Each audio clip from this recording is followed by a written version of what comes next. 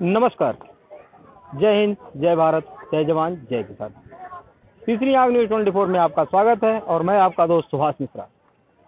आज हम आए हुए हैं लखनऊ की शान बड़ा इमामबाड़ा। बड़ा इमामबाड़ा देखने के लिए काफ़ी दूर से लोग आते रहते हैं और यहाँ की शान जो भूल भुलैया है, एक कुआं है, उसको भी लोग देखते हैं। और ये एक शाही पार्क है, इसकी शान निराली है। और कुछ लोगों से चर्चा भी करेंगे हम, चूँकि चुनाव कल लखनऊ की सभी सीटों पे चुनाव होगा, वोटिंग होगी, तो लोगों के अपने अपने मत होंगे। इस पर भी थोड़ी हम चर्चा करेंगे। काफ़ी नवयुवक हमको दिखाई पड़ रहे हैं, इन नौजवानों से भी चर्चा करेंगे कि आखिर लखनऊ में या इस प्रदेश में माहौल क्या है।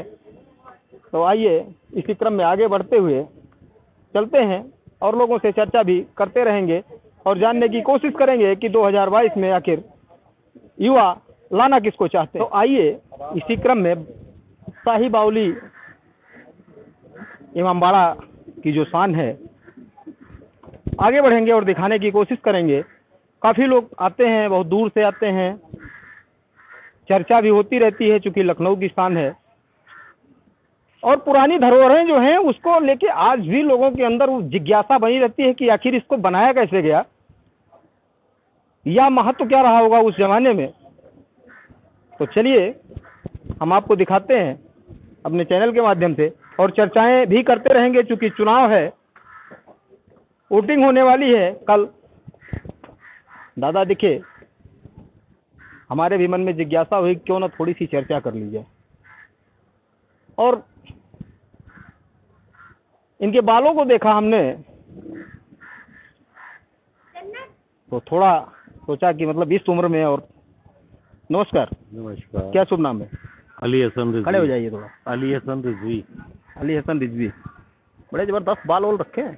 क्या बाल बढ़ गए हैं, रखे नहीं है, बड़े हैं। बढ़ गए हैं। हाँ, नहीं टाइम मिल पा रहा है इसलिए नहीं कट रहे हैं। अच्छा, माहौल क्या है?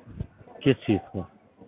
किस चीज अब का? आप तो समझ ही गए होंगे। नहीं, चुनावी माहौल क्या है? या आप मतलब नहीं, यहाँ जब छोड़िए, चुनावी माहौल क्या है? चुनावी माहौल ये है कि यहाँ के ऊपर समाजवादी का जोर है।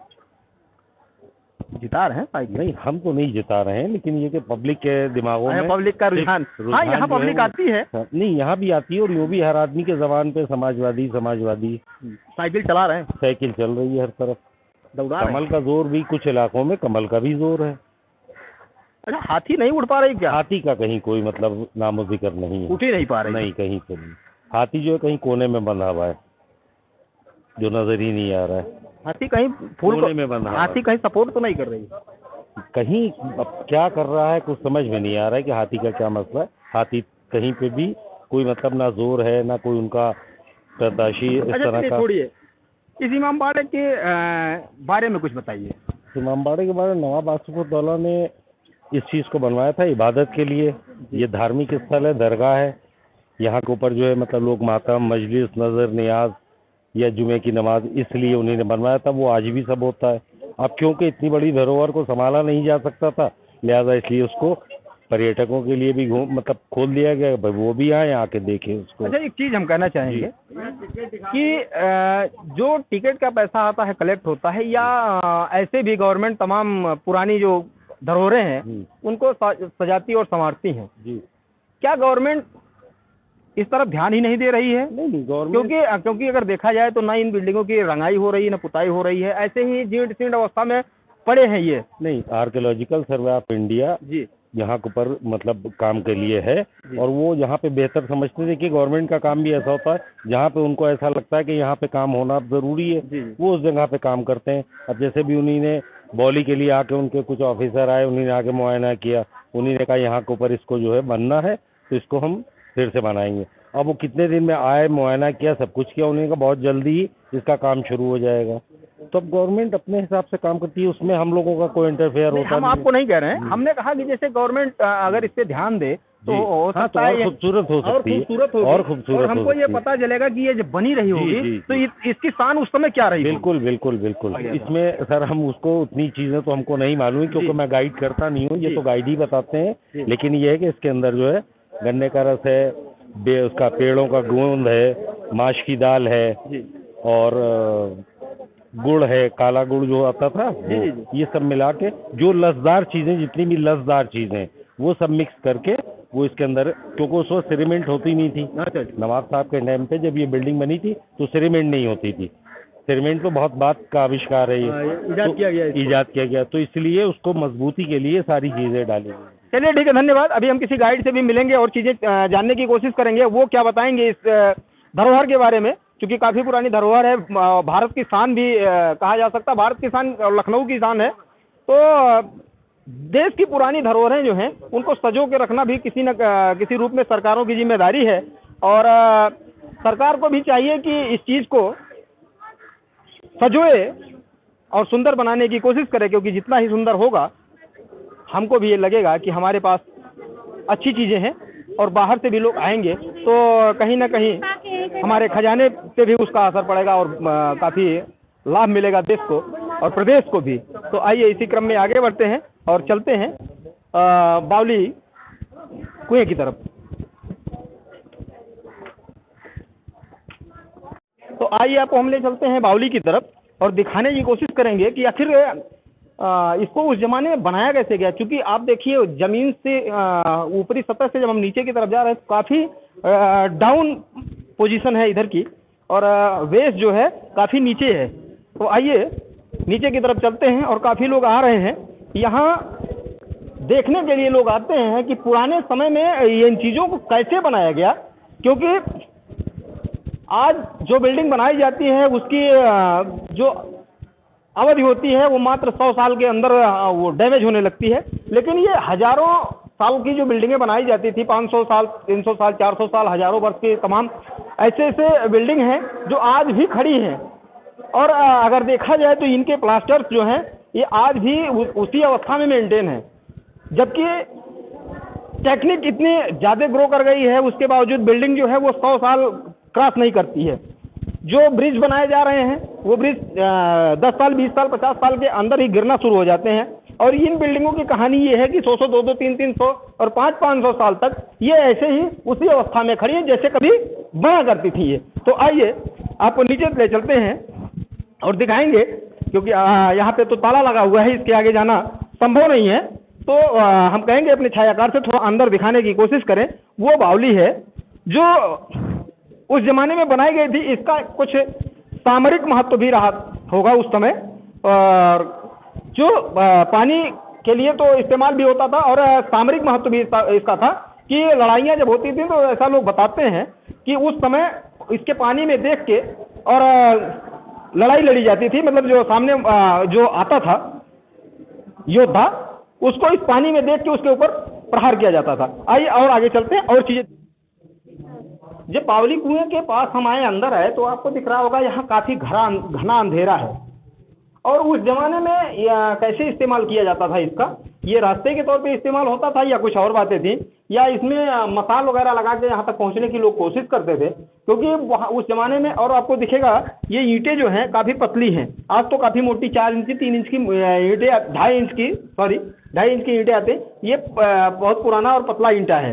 इसको जोड़ा कैसे गया, एक एक ईंटें और इतनी मोटी दीवारें, सोचने की बात है। उस जमाने में इसको बनाया कैसे गया। चलिए आगे आइए और दिखाते हैं। तो आइए इसी दौरान मिल गए हमको एक गाइड, हमसे अच्छा बता सकते हैं और काफ़ी नॉलेज रखते हैं। जो लोग बाहर से आते हैं उन लोगों को यहाँ तक लाके और यहाँ की सारी चीज़ें दिखाने और बताने का काम करते हैं कि आखिर इसका इस्तेमाल किस तौर पे होता था, बनाया कैसे गया। तो आप दिखाई पड़े हमको। क्या नाम है आपका? आइए तशरीफ, क्या नाम? My name Syed Zakir Ali guide ji. आप जाकिर अली जी, ये जो दिख रहा है हाँ खड्डा, ये कुआं है। कुआं है।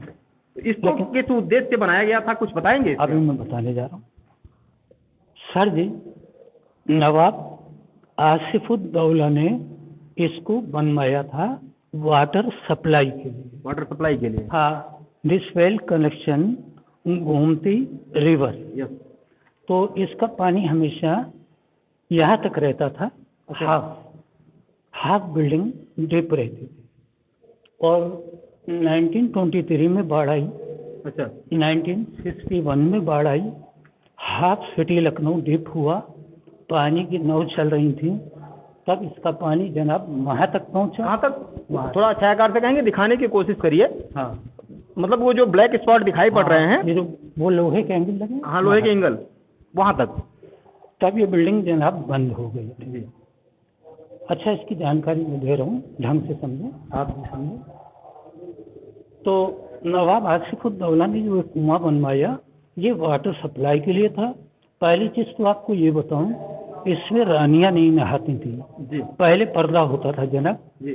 तो रानियां बेगमात अपने महलों में नहाती थीं और यहाँ पर नवाब के सैनिक नहाते थे। मतलब यहाँ स्नान भी करते थे लोग? स्नान भी। कैसे स्नान करते थे? क्योंकि हाँ, इसका मतलब वो साइड से यहाँ से पानी निकाल के बता, जैसे अगर फर्स्ट फ्लोर पर पानी आएगा जी, तो यहाँ पर बैठ के नहाएंगे। अगर बीच में आधी बिल्डिंग पर भी पानी आ गया तो बाल्टी से लेके नहाएंगे। इस हिसाब से बनाए, एक के ऊपर मतलब वाटरफॉल जितना था उसी हिसाब से, उसी डिपनेस के हिसाब से लोग अपना। जी जी। तो जनाब, ये जो आप लंबी लंबी लकड़ियाँ देख रहे हैं जी, ये चंदन की लकड़ी खुशबू के लिए होती थी। अच्छा, ये लकड़ियाँ क्या उसी जमाने की हैं? उसी जमाने की, कि अगर कोई नहाए तो पानी में खुशबू आए। अच्छा, एक चीज़ और इसके बारे में सुनने को मिलता है कि जैसे इस कुएं को बनाया गया था कि इसी में जो लड़ाइयाँ होती थी, इनमें छवि देख के भी आक्रमण किया जा सके। वो सब मैं आपको क्या इसका भी एक मैं बता रहा हूँ। देखिए, मेन मकसद ये था बनाने का इसको, कि पुराने ज़माने में पानी पर दुश्मनियाँ हो जाती थी। तो जब पानी पर दुश्मनियाँ होती थी तो पानी को लोग गंदा करते थे, ख़राब करते थे। तो ये सेफ्टी ओनली वाटर की थी, पानी। अब ये है कि बाई चांस एंट्री गेट से अपोजिट आर्मी आएगा तो वो यहीं से पहचाना जाता था और यहीं से मार देगा, अगर आता है बाई चांस। आइए प्लीज कम। चलिए, रिलीजियस प्लेस, मस्जिद में इबादत होती है। तो देखिए, मस्जिद हो या मंदिर हो, कहीं भी आदमी जाता है हेड डाउन करके जाता है। तो उसके हिसाब से देखिए, इसको पहले स्मॉल गेट रखे गए हैं कि आदमी आए झुक के।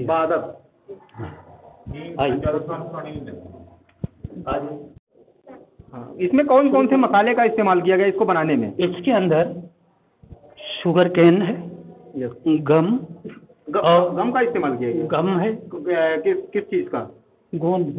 वह गोंद किस चीज़ का था? वो जैसे चिपकने के लिए रखा गया था। तो गोंद है, गन्ने का रस है, बेल फल है, उड़द की दाल है, सुर्खी चूना। उड़द की दाल का इस्तेमाल क्यों किया? उड़द की दाल मतलब फिसलौनी होती है थोड़ी सी, जो स्लिप करता है उसकी वजह से। चिकनाहट के लिए। हाँ, और सुर्खी चूना एंड स्मॉल ब्रिक्स, पतला ईंटा। तो जनाब 250 साल पहले को क्या बोला जाता है? यहाँ पर इसको बोलते हैं लखौरी ईंट। इसी को लखौरी ईंट बोलते हैं। हाँ, मजबूत बहुत होती है जी। तो 250 साल पहले सीमेंट होता नहीं था। तो जैसा कि हमने बताया पहले ही कि इसका इस्तेमाल सामरिक तौर पे किया जाता था। ये आपको दिखेगा, अपने छायाकार से कहेंगे थोड़ी सी दिखाने की कोशिश करिए, आपको वहाँ पानी दिखेगा।